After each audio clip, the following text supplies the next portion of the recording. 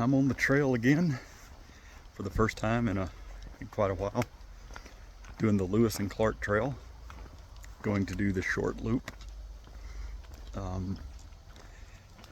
and in the process I'm going to do some hiking tips for those of us who may not necessarily be fit, and who may be, just starting out hiking, and hopefully this will help some people. So I think the first tip that I would have is work up to it. And by that I mean find a small park with a paved walking loop, and kind of walk that. Especially if you have a trail in mind that you want to go on, go ahead and use that small walking loop as a testing ground. So the first thing you want to do is okay, the trail I want to go on is a 5-mile through the woods hike. Walk 5 miles on that flat paved trail first. Once you can do it, you can do 5 miles on that flat paved trail in a park. Then you can move up a little bit. Find a 2.5 mile in the woods hike and do that one.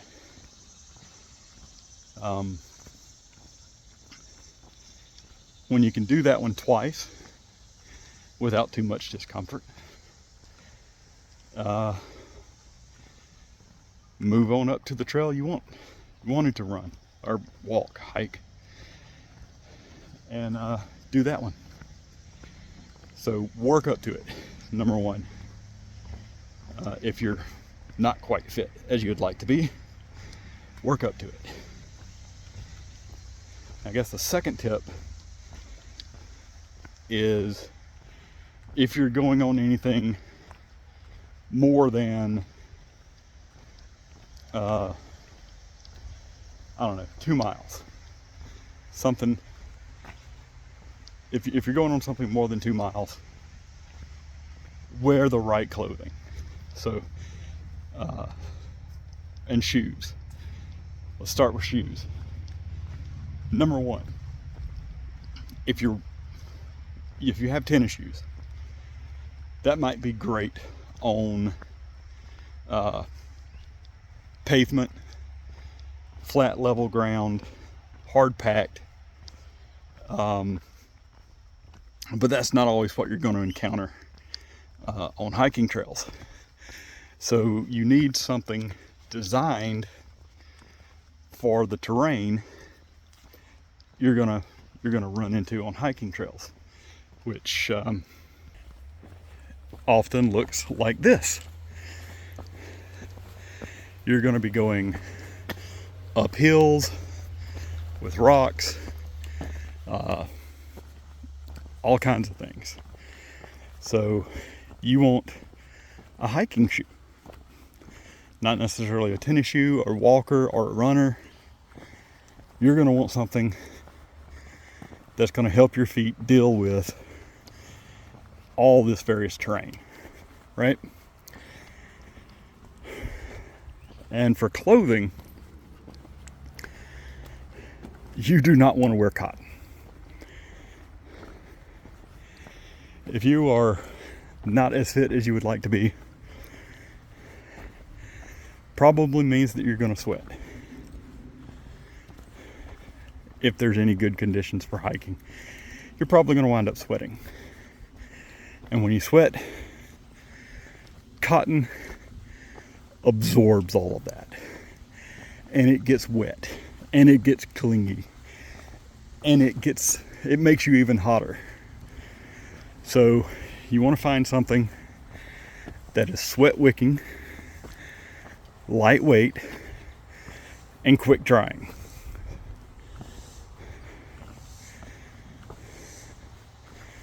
So just don't, even your socks, don't wear cotton if you're hiking more than 2 miles, because you will wind up miserable. Here's another one. Another tip when preparing to dress for the hike, for the trail. Leave your pride at home.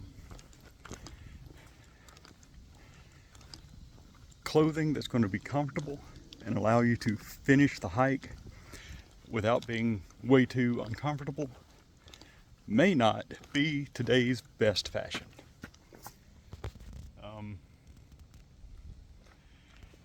Yeah. Whatever. You're out to enjoy a hike. You're not out to model runway clothing or whatever. So dress for your comfort, dress to complete the hike.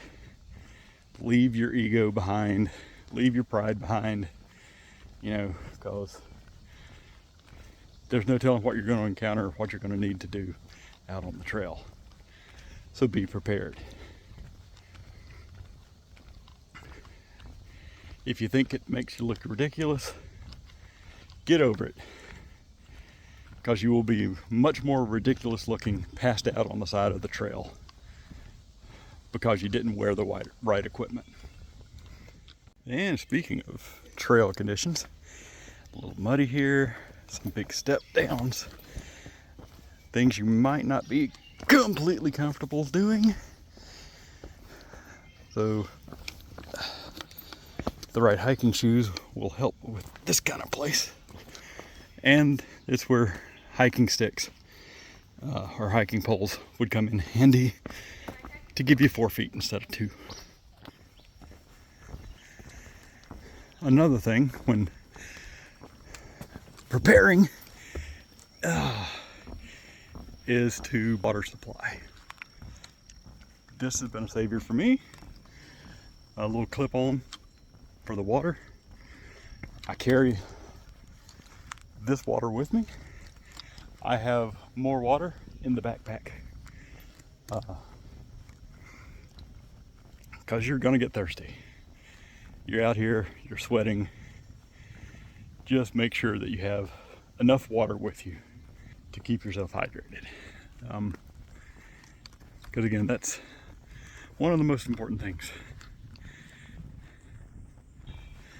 So another thing, once you get out on the trail, don't compare yourself to other people on the trail.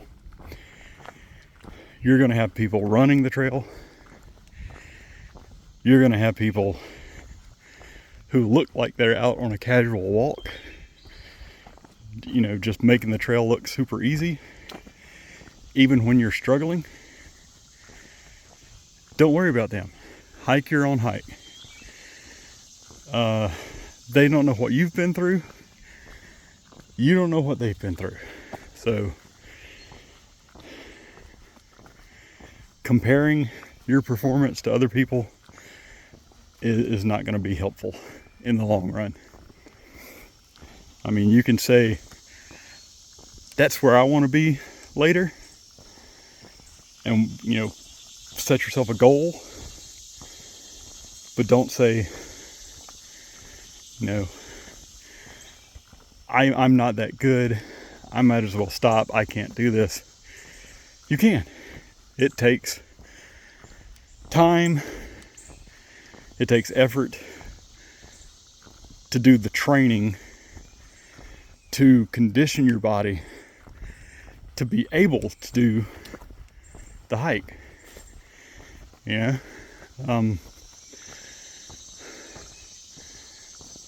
What happened to me to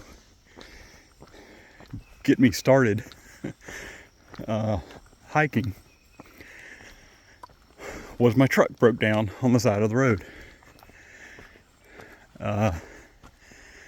Middle of the night, nowhere to go. But there was a town a little bit further back. So, middle of the night, on an interstate, middle of nowhere, I had to walk 7 miles back to the, I guess, nearest town exit that had a few hotels on it. And that 7 miles on the edge of an interstate at night damn near killed me. And I decided, crap, I can't walk 7 miles on pavement. I mean, that's just not acceptable. And I'll tell you how much I probably haven't gone 3 miles now. And I am struggling. You know, one, cause I haven't done anything like this in several months. So yeah, it's gonna take me a little bit to get back into it. Unfortunately, in the meantime, I'm gonna struggle. So don't be upset about struggling. I know in a lot of my videos in the past, I have been pretty hard on myself. Perfectly fine. You can keep saying, I'm not where I want to be. I am not able to go as far as I'd like. I'm not able to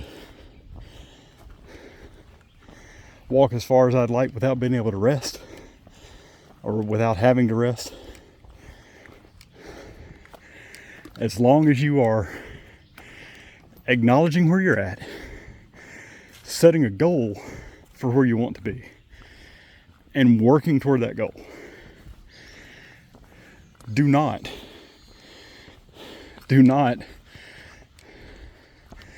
say that to give up. So I just looked at Haul Trails. I have just passed the 1 mile mark. So when I said I haven't gone 3 miles, yeah, I have very much not gone 3 miles. And completely wrong side trail. I'll get back on track. All right, often when on the trail, there are options. And you can take the long route or the short route. So the Clark Trail is like 4.5, 5 miles.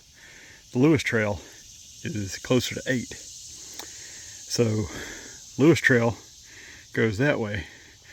There's no shame at all in taking the short way.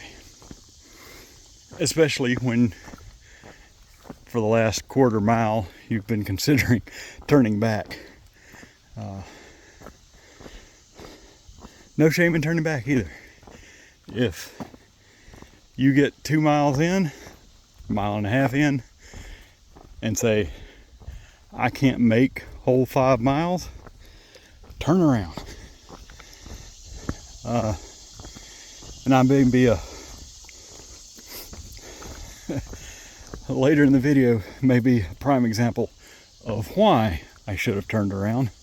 But, you know, I'm a little stubborn and bullheaded, so I'm going to keep pressing on and try to do the whole trail.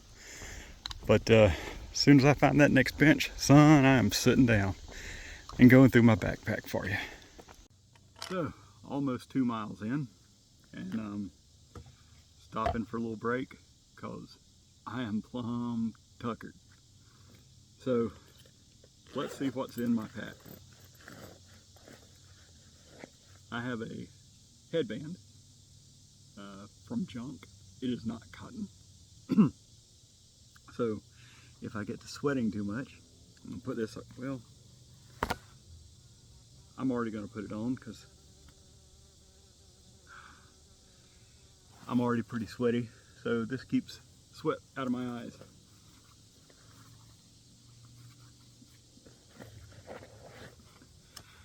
I have a hammock. If I get completely and totally exhausted, or sometimes even just, you know, I'm 5 miles into a long hike and I want to sit back, take a break, and enjoy the scenery, I will put my hammock up. I've considered carrying a hiking chair, and I have one in the car, but I didn't bring it. So about halfway to this bench, I was really wishing I had that hiking chair. I got some rain cover in here, stuff like that. And this one, I have a whole nother thing of water, and I had some ice in here. Ice is already gone.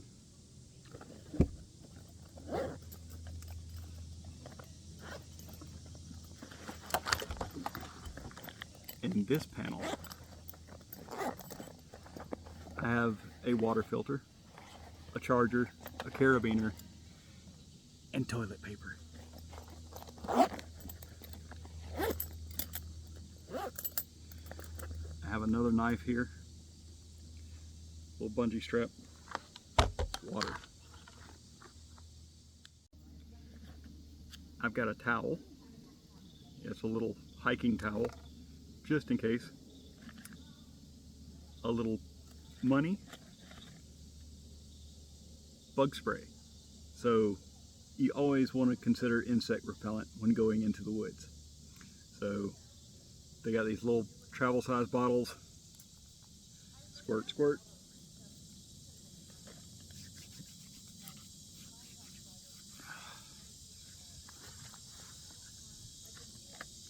And I have some hydration mix.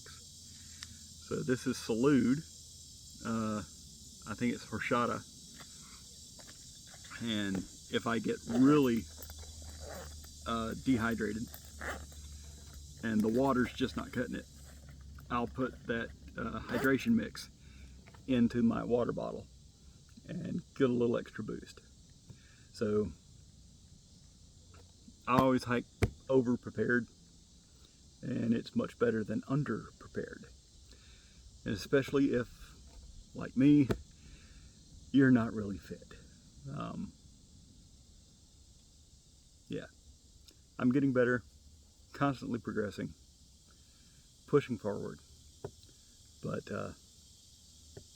not being fit is not a reason to stay off the trail. So hike, hike, hike, hike, hike, hike. All right, and everybody knows uphills can be a frickin' challenge. But what you might not be aware of is downhills can often be just as challenging because you're trying to resist gravity pulling you down. And I chose to come the route where you do the downhill first. And of course, where there's a downhill, there's an uphill. So this Lewis and Clark trail is basically on 2 ridges. So either which way you go, you got a big downhill and then a big uphill. Various other degrees of downhill and uphill, but yeah, it can get quite challenging. Oh, and I'm doubly wishing right now that I had brought my hiking pole, both of them, because hiking poles help. And hiking poles help downhill too. If you have a pair of hiking poles, you got 4 legs basically. So you can use your arms and legs instead of wearing your legs out. And yep, I wish I had brought, they're in the car. They're in the car. They were there. I left them because I wanted to be able to hold my cell phone to record this video. You are all welcome, and I am more than willing to sacrifice for your pleasure and enjoyment and edification if any such things should happen to occur while watching this video. So even though I just came from that way, I can turn back and look at the sign, 8.3 miles or 5.3 miles. I am doing the 5.3 miles. My watch thinks I've only been at this 10 minutes because I took a rest back there. But yeah, it's been more than 10. So one of the good things about the Lewis and Clark Trail is if you don't feel like tackling that, the stream bed right here very shortly winds up at oh my god, the name has escaped me. I want to say the Natchez Trace, but that is in Mississippi and is not this. This is the Katy Trail. The Katy Trail, follow that little stream bed right down there, and the Katy Trail is like right over there. So you could follow that to the Katy Trail, which is a nice, flat, extremely long, paved, or well, not paved, but graveled, compacted trail. Used to be a railroad, so it's pretty flat, and a good trainer trail if you want to put on some miles, because you can walk pretty much as many miles as you want to.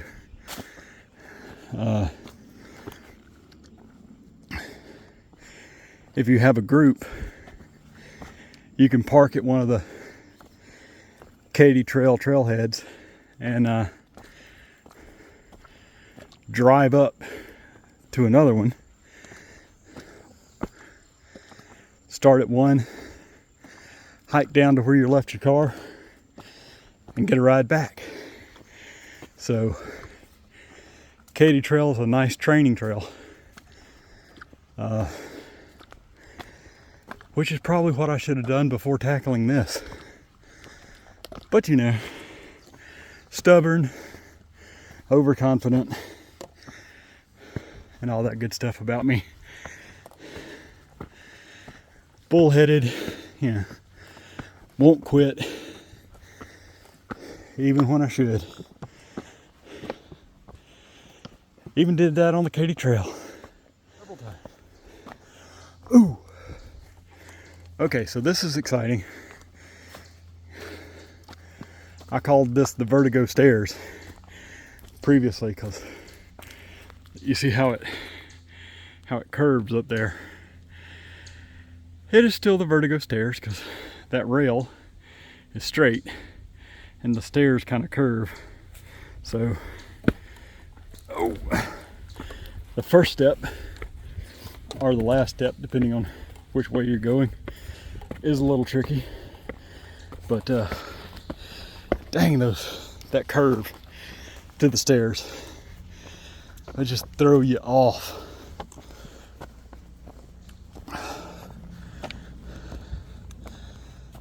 Well, they didn't really get it out of the way so much as cut a path around it.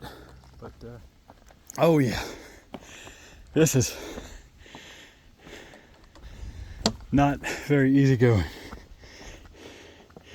Just a minute ago, that was saying 135 beats per minute. Oh, I'm going to beat my intensity minute requirement for this week.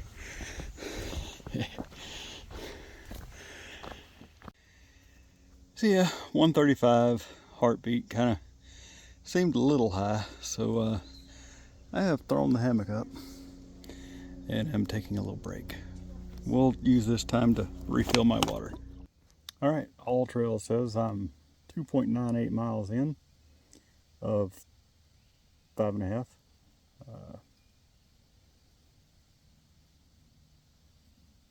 So maybe about a little more than halfway.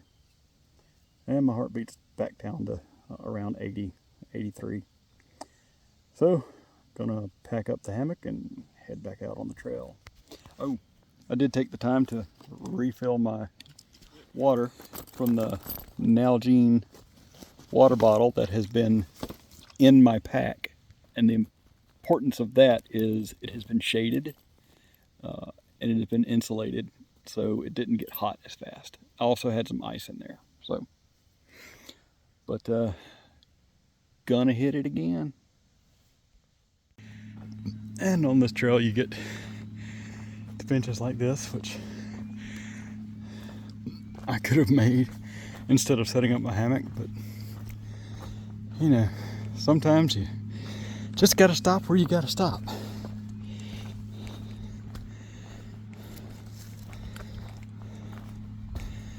And this is one of the, I guess, benefits of hiking here. I mean, that's quite a bit of a drop. But that's quite a bit of a view.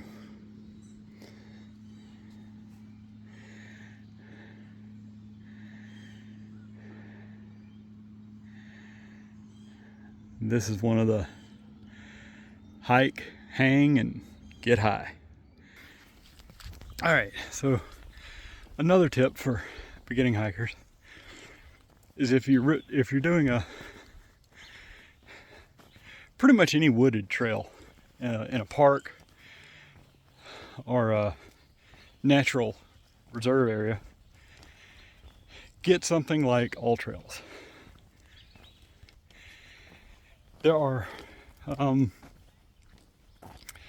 tendency for people to do off-trail trails that get worn down enough that they may start to look like the actual trail. So if you come to a point, the signs are not clear, All Trails or something like that, All Trails Gaia can help figure out which way you're supposed to be going and help you get back to a road or something if you get lost. That was just at 144. Holy shit.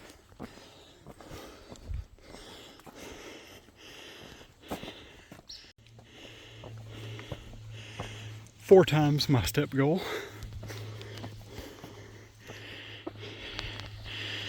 138 beats per minute going uphill. Ooh. Can see the Katy Trail down there. Missouri River over there.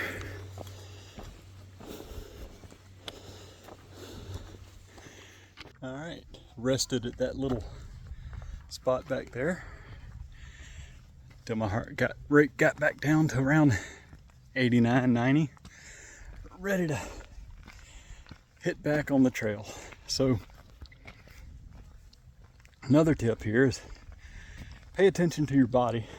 Heart rate tracking wristwatch can help a little bit. The last new hiker tip I can do for this trip. I'm sure I'll think of a couple more in the post editing of this video. But the last one I can do for right now is plan your exit. So here at Lewis and Clark, when you come up to the trailhead, there's a right trail and a left trail. And from experience, I know that this is the left trail.